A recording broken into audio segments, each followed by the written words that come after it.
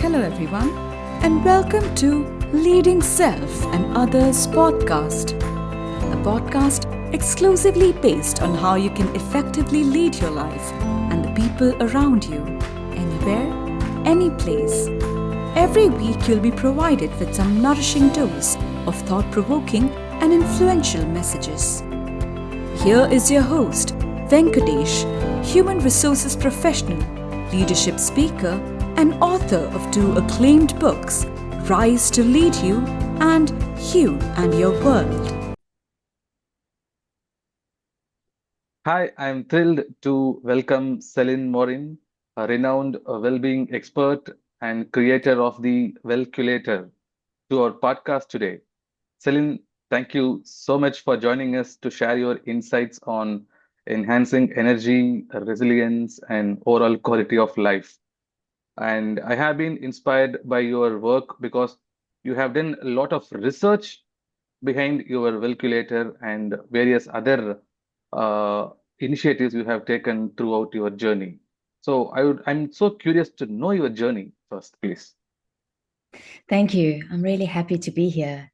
And it's always a privilege for me to share my story because everyone that listens has a beautiful story of their own. But I was born in South Africa, but I'm the only person in my whole family to be born outside of France. So my parents came to South Africa on honeymoon and they ended up staying there for 53 years. And that's important because I was impacted by my family being French, but also being South African. And I always wanted to be a doctor or a healer or a teacher.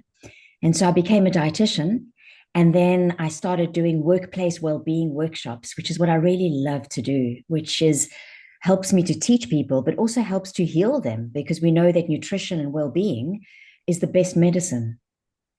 So I have a beautiful story and very happy with where it's led me and excited about what continues to unfold in my life. Mhm. So, who is your personal inspiration? So many people. I've had a lot of role models, and I really believe that we should have mentors. Mhm. I guess it started with my parents. I Okay, am because I am because of my mom and dad, and I've learned everybody's yeah, and I learned what I want to be like and what I don't want to be like because of them. So I'm grateful to them. Yeah. great. That's so you are rooted to your ground. That is actually a wonderful thing to know that. And what inspired you to use sparkling wine as a metaphor for well-being and transformation? So my family are all from the region in France called Champagne, where they make champagne, which is a sparkling wine. Hmm. And I love the process of how the seasons are involved to make the vines grow and the grapes to get all the nutrients from the soil. And then you make from the grape, you produce this incredible drink. And I'm not encouraging people to drink alcohol. What I like about sparkling wine in particular, whenever we see somebody drinking sparkling wine, we often assume that they're celebrating, that they're Okay. happy. It's a birthday or an anniversary. And so for me, we can learn to live a sparkling, happy, effervescent life all the time. We don't have to wait for those bigger. In fact, life is really short. So we should try and do it as often as possible. And when we come together around sparkling wine in my family, everybody is generally happy, positive, and there's a sense of connection and community and curiosity and celebration. And that's what we need in life. We need more community, more connection, more celebration and joy and curiosity, no matter who we are or where we're from, as opposed to all this division that we're seeing. So that's why sparkling wine is one of the metaphors that I use in a lot of Mhm. my leadership programs and the work that I do around well-being. Okay. As I hear you saying that the key thing is happiness, right? The joy. So, how do you define happiness?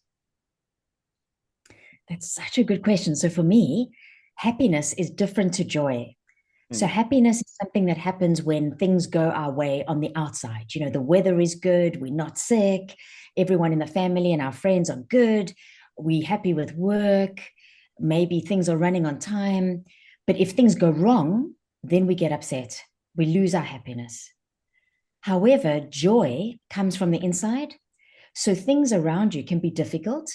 Like at the moment, my mother is not well, her health is not Mhm. good, but I am still joyful inside, even though maybe I'm unhappy that she's not well. Mhm. So Mhm. joy for me is an inner quality that we can cultivate regardless of what's happening around us. And I think that's a very beautiful skill. Mhm. Even if you are crying and sad because of something, you can still have joy and appreciation for your life and what's happening. Okay. So, what is that missing ingredient that you think in this current digital generation that we are missing uh, to be more joyous? I think what might be missing or what is taking up a lot of time, and when we look at technology and we see I like to think of AI as authentic intimacy. So we Mhm. need more authentic intimacy, which means time with people, time with friends, and time with ourselves. A lot of the people I work with are tired and burnt out and stressed, and we don't have time. So we wake up in the morning, and for instance, we go straight onto AI, artificial intelligence. We start using technology in our phones and devices and social media and the news. But when I say AI, authentic intimacy, maybe something we could all do in the morning is say to ourselves, hello, how are you? So, how are you, Venkatesh, this morning? How are you, Celynn? Take a few deep breaths and then get involved with your day. So, I think that can help us be more joyful if we spend more time with ourselves and really with other people that we care about. And like when you ask somebody how they are, look at them in the eye and say, how are you really? You know, instead of just going, oh, how are you doing? Oh, I'm fine, I'm fine, I'm fine. Yeah. So I think more AI, authentic intimacy. So, we have been too much outward rather than inward. We are too Yes. focused on that outward. I think our whole day, we always focus outward. There's so much Yes. stimulus and demands on our attention. So going inward, and there's so many different ways to do that. Maybe that can be one of the responses to another question. You know, how can we do that? Yeah. In fact, that is how I define spirituality. You coming back to yourself is what spirituality, according to me. That's I how love it. I define. I love Yeah. So, coming back to your work, how can individuals cultivate effervescence in their daily lives, especially during those challenging times? Be it as Mm. personal challenges or professional challenges, everybody goes through something. That's a guarantee. That's part of life. So life is wonderful, but life can be wild, and we will all have challenges. So I always say to myself, may I have the grace and the wisdom to face my challenges, you know? And the one thing we can do, because there's a lot that's going to happen to us that we cannot control. So it's very important to accept that, to not try fix everything. Otherwise, you will be constantly unhappy, I think. And we can have pain in our life, but suffering is optional. So you can be in a sense of pain, but you don't have to suffer. And that's helpful if you know how to cultivate joy. So, how can you cultivate joy? I think finding a sense of calm inside you, no matter what is happening around you. So, there can be chaos around you and challenges and stress. But if you can stay calm, and the one way to stay calm is to come back to your breath. So, a lot of my work is I teach people how to breathe properly, deeply, slowly. Because when you're breathing, you're connecting with yourself and you're able to help your nervous system and your heart, what we call down regulate. So, stay calm, and that can help you make good decisions and not react. We want to respond when we have challenges around us. You know, if somebody says something to you, and you instead of just screaming at them, taking a deep breath and then choosing to say something with the right tone can take a conversation in a completely different direction instead of it becoming a big catastrophe and conflict. So, breathing plays a great role in managing ourselves, our lifestyles, right?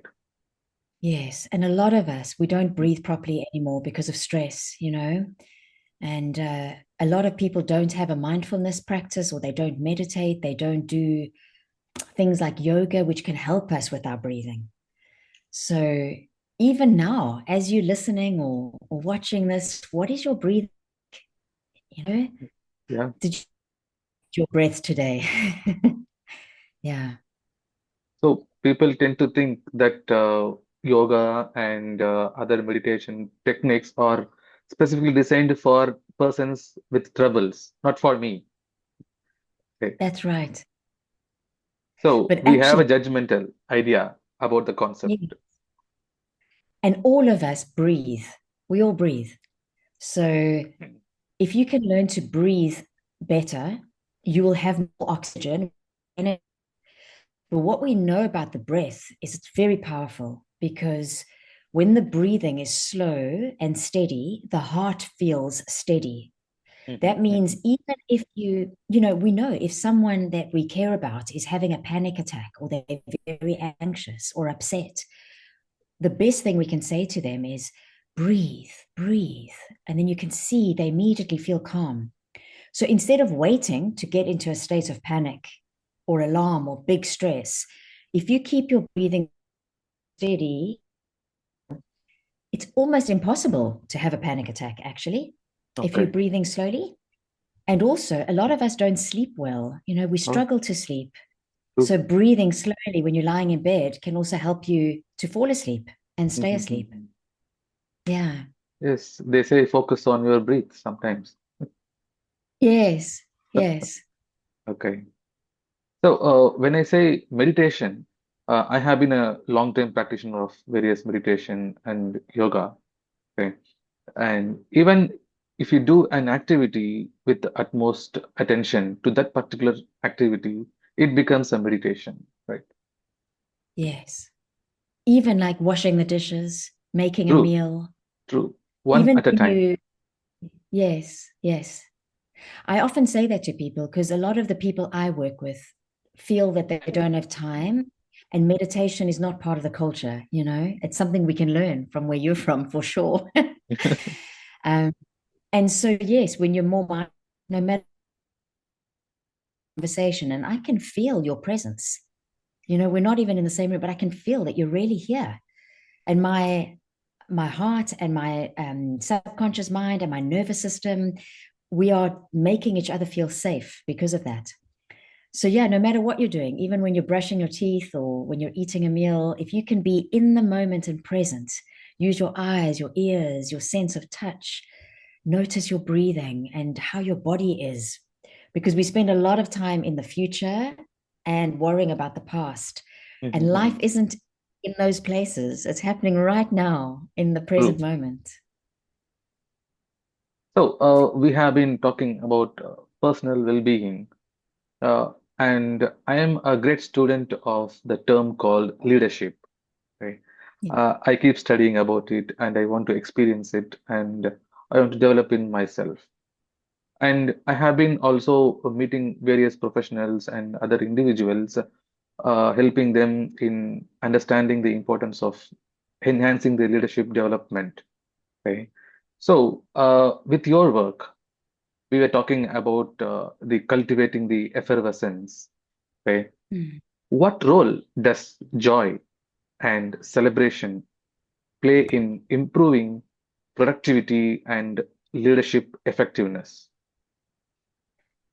That is such a great question because we often don't link joy and celebration to leadership. But what we know, and this is substantiated by research, but you don't even need to read the research. We know when somebody walks into a room and they are confident, so they're standing with a sense of presence and they're happy, they make you feel happy. If somebody walks into a room and they're like slouched over and they're not looking you in the eye and they're looking down and they're mumbling, you feel very different around them. True. So we know that when you feel joyful and you have inner joy, you actually change the electromagnetic field around your heart. So we can measure this. And when you feel a positive emotion like joy or appreciation or love, you are able to not only help yourself feel less stressed, but the research, and this comes from Harvard University, there's a professor called Sean Acor. He's written a book called The Happiness Advantage. So he studies happiness and joy in leadership and how it helps the workplace. And leaders that are joyful and happy have more charisma, more confidence, more impact, and people feel calmer around them, so they do better work. So it has a direct impact. It really does. Every leader, and you don't need to be a leader in business. If you're a parent, you're a leader. If you're a community member, you're a leader. All of us, we're leading on earth. I think it's very important for us to see how we can go back to our birthright of joy. Babies are naturally joyful and happy, and kids, but as we get older, of course, sadly, that tends to become less and less. True. Energy is contagious. Whatever the energy you're carrying, it. Yeah, So be it is positive or negative, you are going to spread to somebody else.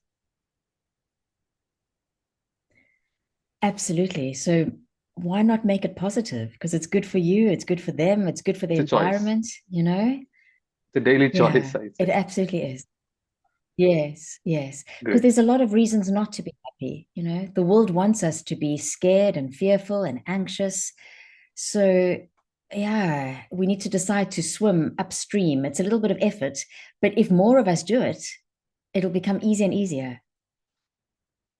Yes, as you said rightly, we have so many reasons to find why we are being unhappy. Okay. It is quite easier to be unhappy nowadays, even when we Yes. open the social media accounts, profiles. Okay. It's flooded with negative posts and comments. Yeah. We have become more prone to easily get attracted to negativity rather than positivity. Mm. So to attract positivity, it is that we should carry that first. Yes. And when we do it from the inside, everything starts to change because how we look at the world is how the world is to us. So we know that two people that are looking at the same thing, if one person decides it's bad, it will be bad. But the other person will look and say, well, there's a reason behind it. I understand. It's good. Yeah, it's an absolute choice. And we all have the ability to choose that. It's the one thing we can control is how we look out into the world and how we choose to respond to everything that happens to us. That's fantastic. So you emphasize transformation and revitalization in your work. What are some practical steps individuals can take to add sparkle to their daily lives? Well, it's very hard to feel sparkle if, for instance, you're feeling sleep deprived or you've got poor health or maybe you've got a sore back. And so in the work that I do, one of the tools that I use is called the Wellculator, which you mentioned. And the Wellculator takes a look at the very important fundamental areas that are necessary for us to be able to have sparkle. So I always say to people, what is your Wellculator score? So go to the Wellculator. It's a tool that's available on my website. It's free of charge. Because if those things aren't in place, it's harder for you to feel sparkle and joy. And then I would say the one way that you can really cultivate sparkle in your life is to think of things that you are grateful for. Because gratitude is a very quick bridge to feel joyful and happy. Once you start thinking of things you're grateful for, you will probably start noticing that you feel a little bit more joyful. That's great. I'm sure the listeners will be taking these notes. Well, I hope that the listeners, I'm sure they're grateful for you and the work that you're bringing, but maybe just take a moment to, as you listen to this, think about what am I grateful for in this moment? Is it a person that you care about? Is it the work that you have? Is it the weather? Maybe it's this moment because you've got this podcast that you're listening to. Yeah, and if there's nothing, don't just immediately go away. Take a few deep breaths and keep asking yourself, what am I grateful for? What am I grateful for? And the more you practice that, the easier it becomes. Yeah, Of course, gratitude is. we are in a fast-paced world and we overlook the thankfulness and gratefulness. Right? Mm. Yeah, it can Great. be easy to see all the things we're not grateful for. Not that easy to really think about what we are grateful for. So True. I try and every day I write down, I've got a book And I've been doing it now for 7 years. And I write down every day 1 or 2, maybe 3 things that I'm grateful for. And I'm very happy that I've been doing that because it's become a very sacred book for me that I can go back to whenever I'm feeling maybe a bit sad. And I can see, wow, I've got all these things I'm grateful for. In line to that, I want to ask you another question in gratefulness. Okay. I'm trying to write at least 3 or 4 points daily that I'm grateful for. Okay. The day one, day two, day three were fantastic. I could write easily Mm. 3 or 4 points daily on regular basis. But on the fourth day, my pen was Mm. not moving on. So how do you find that inspiration to find what are all the things that you are grateful for? That's such a lovely question. So there's something, I don't know if you've come across it. It's called joy spotting. Joy spotting.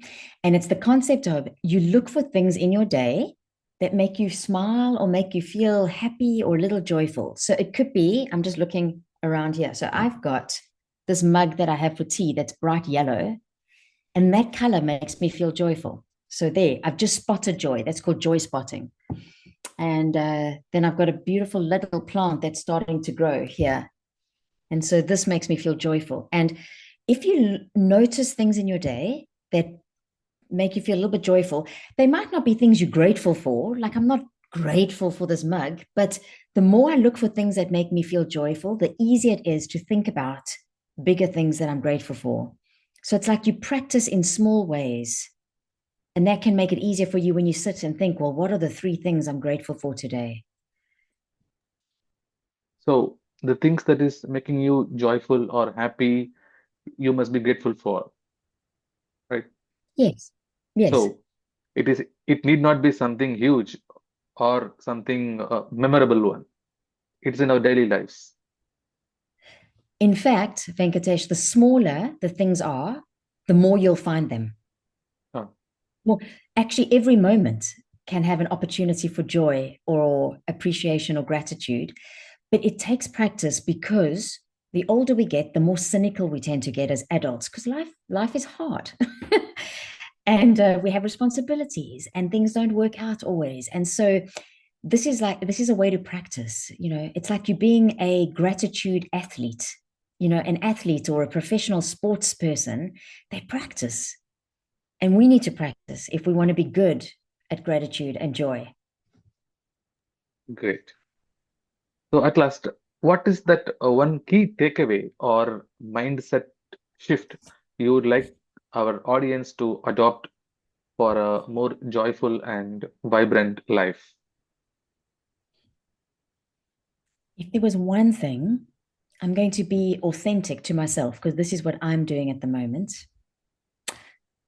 The only person that you should impress is your 5-year-old self. So if you think about what do I genuinely want and what does my inner child want? Because, when we grow up, we tend to worry a lot about what the world wants, what people want, what we should do, can't do, need to do.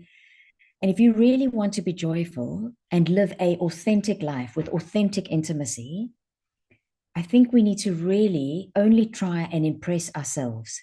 And as long as you're being kind and loving and you're not causing harm, the more we are all authentic to ourselves, like what makes you joyful, what makes me joyful, I think the world will be a better place. So that's the one thing I'm trying to do at the moment is I'm trying to be a bit more playful, not so serious. And I think, when I was 5 years old, I wasn't serious. I was playful. I can't even remember exactly how I was. I've got some photographs, but I'm trying to be more like her, the little girl, Celynn, when she was 5 years old. Thank you so much. Before we taking the leave, I would like to ask one more question. What Yes. is that one question that you would expect me to ask you, and what is that answer would be? Ah, maybe the one question would be, how can we best look after ourselves while we are trying to be sparkling and joyful? And my response to that would be, listen to the whispers that your body gives you. Because if we sit in silence, even just for 1 or 2 minutes, and if you can do 5 minutes, 10 minutes, half an hour longer, great. Even if you just start with 1 or 2 minutes, maybe at the start of your day, that's a really good time before you let the world in. And listen to what your body is saying, because our body whispers to us all the time. But when we don't pay attention, those whispers can become screams and shouts, and then we get headaches and back pain. And before we know it, we've got some kind of illness, or we've got a mood depression or something like that.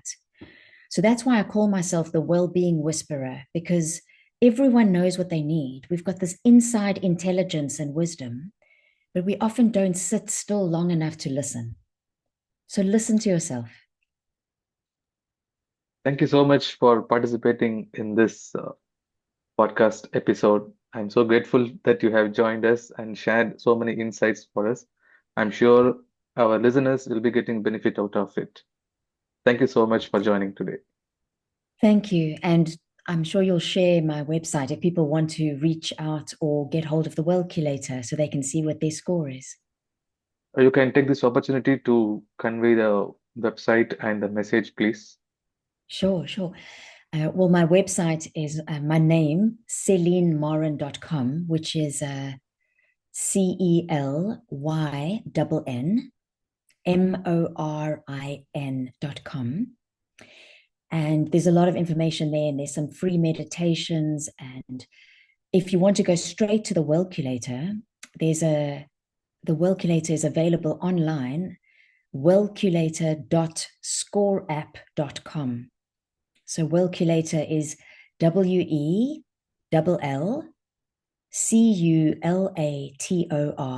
wellculator.scoreapp, SCOREAPP.com. Thank you so much. This is Leading Self and Others.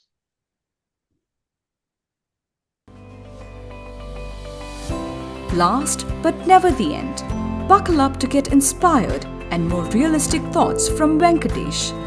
Make sure to subscribe now, just so you don't miss any episode. If you think this podcast has inspired you and may help someone you care, please share. Leading Self and Others.